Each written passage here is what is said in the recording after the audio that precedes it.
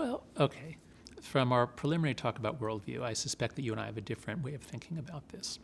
It's very common for young people to be told, what are your values? You have to find your values. Or what is your worldview? But to me, this is like, what is your language? You have to find your language. Each of us has to find our own language because it has to be yours, which is absurd. You can't, it's like you don't understand what a language is. And I would say the same thing about a worldview. So I'm my biggest intellectual influences are Emile Durkheim, the sociologist, Charles Darwin, and then through them a lot of other people, but in particular Richard Schwader, my postdoc advisor, who's an anthropologist. So you take those three fields: sociology, biology, evolution, and anthropology.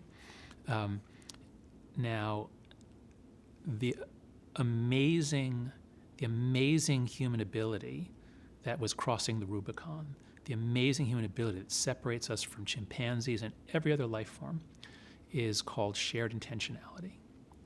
I'm drawing on the work of Michael Tomasello here, who said, when he gave a talk at UVA, he said, it is inconceivable that you would ever see two chimpanzees carrying a log together. Now, chimpanzees are brilliant. They can lie. They figure out how things work. They're really smart animals.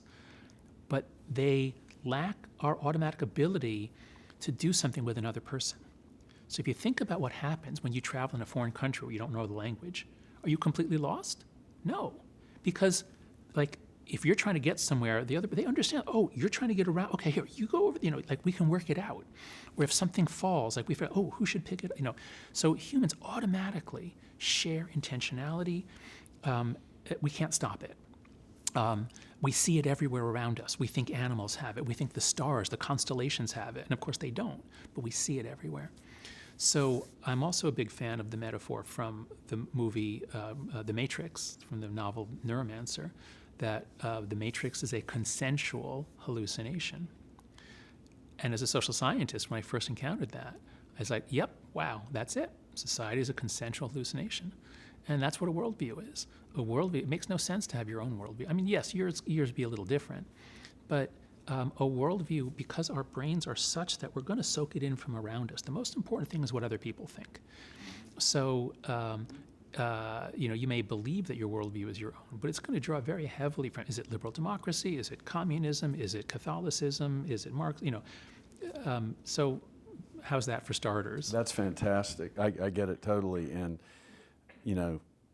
I might put my own summary on it in that human beings have consciousness that's developed beyond any other animal. There are other animals that have consciousness, but they can't tell us anything about it. So we can go outside ourselves and look at ourselves. And that seems to start happening somewhere, you could tell me, at a very early age.